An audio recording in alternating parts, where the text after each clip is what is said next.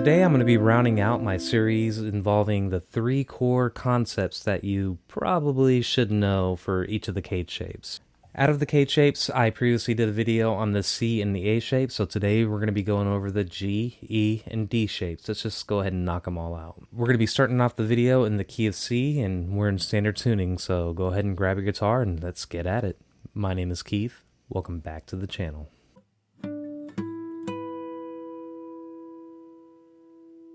So to preface this whole exercise that we're doing today, the genesis of this started off with a Guthrie Trapp short that he put out. He outlined those 3 core concepts and I just expounded upon them, and that's where this comes from. So we're going to finish things out with the G, E, and D. But if you're looking for the C shape, I have a video that I'll go ahead and post right up here, and we'll go ahead and get started.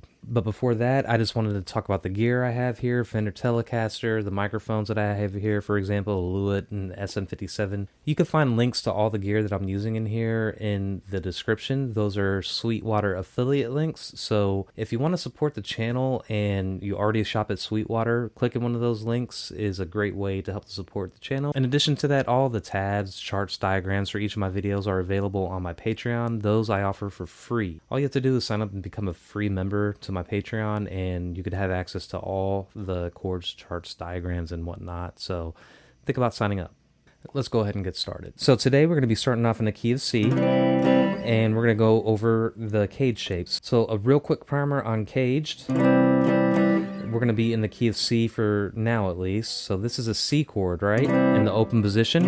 If I wanted to play a C chord here, the next letter in the word CAGED is A. So this is an A-shaped C. See, it's the same. Then the next one will be a G. That's our G shape. And then the next one will be an E shape. Then a D shape. All C chords.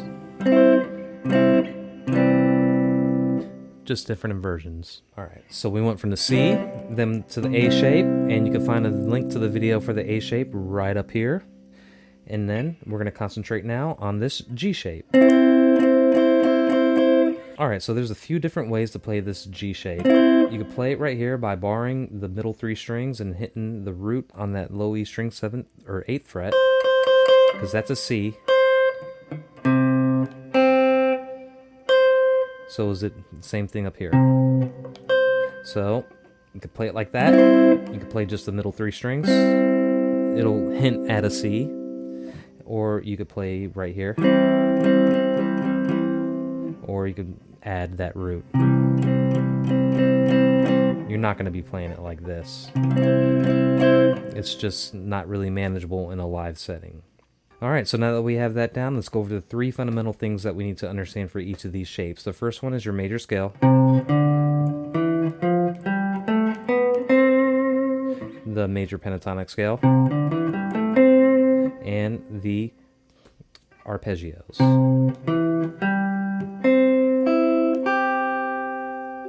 So let's go ahead and slow it down and start off with the major scale. So the major scale starts right here on the C, since we're in the key of C. And we'll run through it one time quick and then slow it down.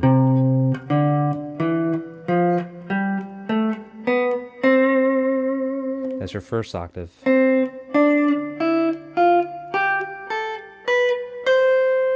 That is your second octave. Now let's count it out and slow it down. We start with the root right here. That's our 1.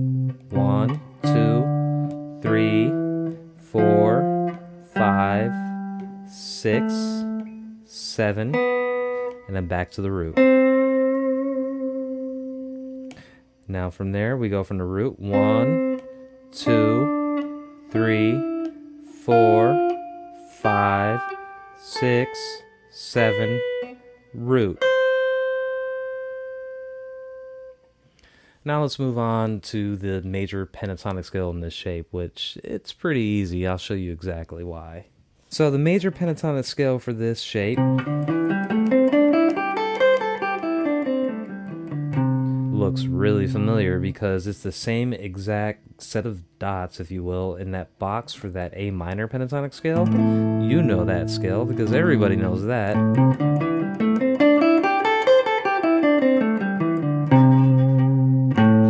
The reason it's an A minor pentatonic scale, that's the A right here, and that's a flat third. But if we're going to be doing this G shape, In the key of C, we're going to start on that C instead of that A, and that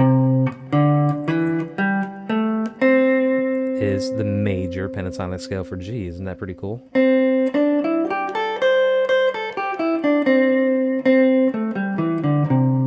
Just make sure you start and end on that root. And I like to play the chord when I'm done with these little exercises to establish your tonal center.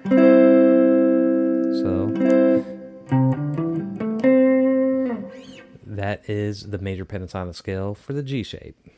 Next up, we're going to be looking at the arpeggios. Now, what are the arpeggios? It's a 1, 3, and 5 of the chord. So what exactly is that? If we counted out the chord from the major scale, this is why the major scale is so important, because if you count everything out from the major scale, you could do many things. You could flatten the third to make it a minor. You could flatten the seventh to make it a dominant seventh, or you could just play a seventh in the chord and make it a major seventh chord. If you know the major scale, you can build your own chords. So let's count it out and find our arpeggios, the 1, 3, 5, starting with the 1, 1, 2, 3. So right now we know the 1 and the 3, 1, 3. Let's keep on counting forward, 1, 2, 3, 4, 5. All right, so we know the 1, 3, 5. That is our arpeggio for that shape. Now, if we move down and find the other arpeggio in here, there it is right there, and let's count it out from that major scale. 1, 2, 3, 4, 5. So we have 1, 3, 5. 1, 3, 5, 5, 3, 1. And that's the G shape. Let's go ahead and move on to the E shape? Okay, so the E shape, that's also C, right? And it shares the same root as this G shape, right? So that's our C. Let's go over the major scale for this position.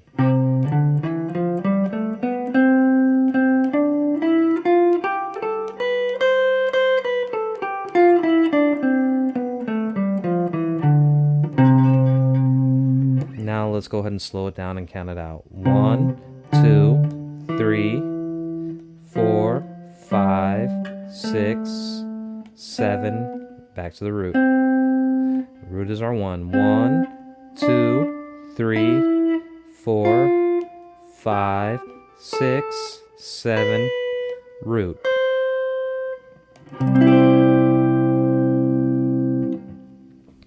And that's the major scale in that shape, so let's go ahead and learn the pentatonic scale for that shape.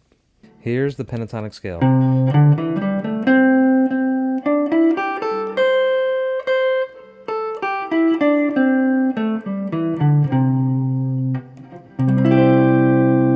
Now let's slow that down. Again, start at the root.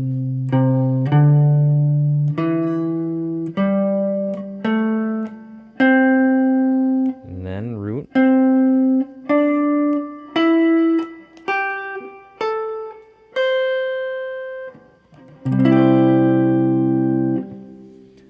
Alright, so that's the pentatonic scale there. Let's identify the 1, 3, and 5, the arpeggios.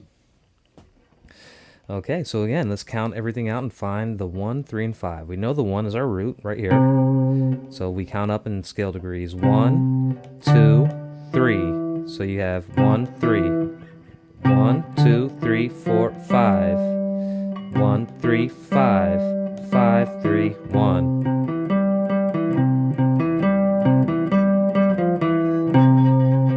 That's like that guy in there.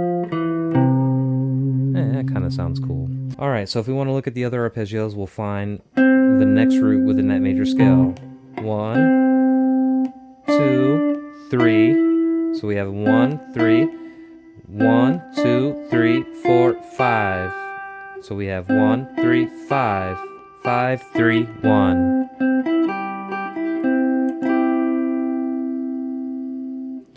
Those are the arpeggios for the E shape. Pretty cool, huh?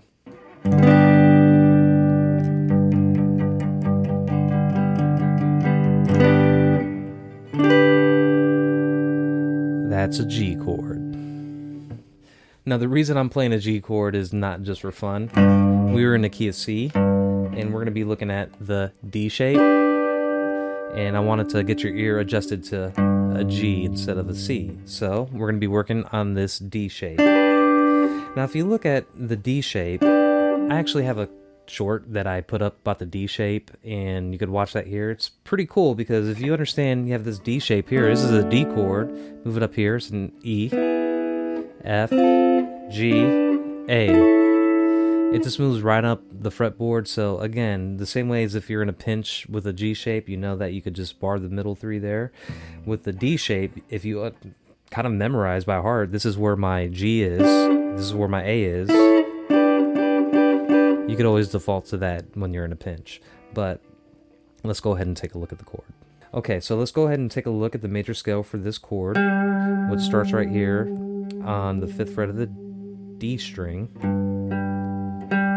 So G, so we go like this. 1.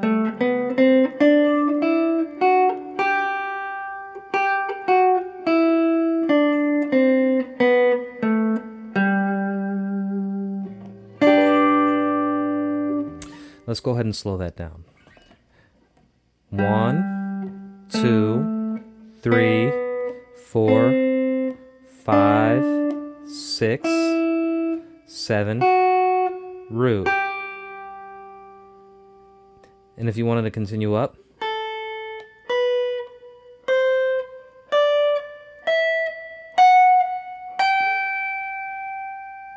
but that's way out of the box that we're looking at here. But hey, that's your major scale. Let's go ahead and look at the pentatonic scale next.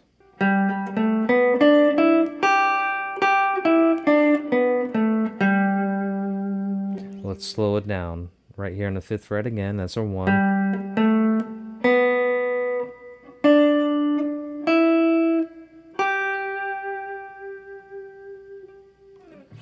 Alright, so that one, it's going to take a little bit of practice to get your fingers underneath that, but it's so valuable once you understand it. So let's go ahead and move on to the arpeggios. Alright, so let's go ahead and identify the arpeggios and count it out. Here's our 1. 1, 2, 3. So we have the 1 and 3. 1, 2, 3, 4, 5. Oh, we got it. 1, 3, 5. Alright, so we're going to break out of the box and look at the next one. So if I know this is our G right here, that's our root here, that's the arpeggio right there. It's kind of a bonus. And here's another bonus while I'm down here. See this D shape shares that same triad as the C shape, right? It's these right here. That's a second inversion because the 5th is right there, the root, and the 3rd, right?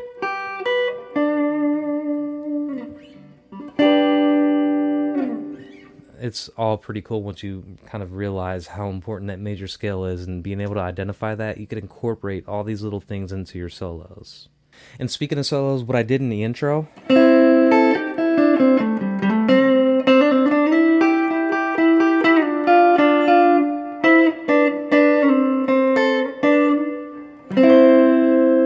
something like that. That was pretty much just me running up that G shape in C. Then that's part of this E shape C. Then I'm running through 6. Ooh, I have a video just about 6. I just put it out last week, so take a look at that one. Then ending it up right here by hitting that chord.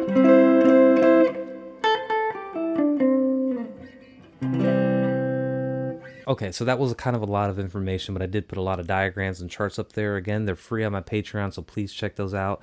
And leave a comment if you have any questions or suggestions for future videos. I'm open to anything, really. So if you like what you saw here today, please give it a thumbs up to kind of help out the whole algorithm thing. Subscribe if you already haven't. And I just want to give a shout out to all my paid patron members. Thank you very much. It means a lot and it helps keep the channel going. Whatever that means to a lot of people, it really does. With that said, I hope it was helpful again, and you have a wonderful day. Thanks. That one bounced all over the place, but I could still see it.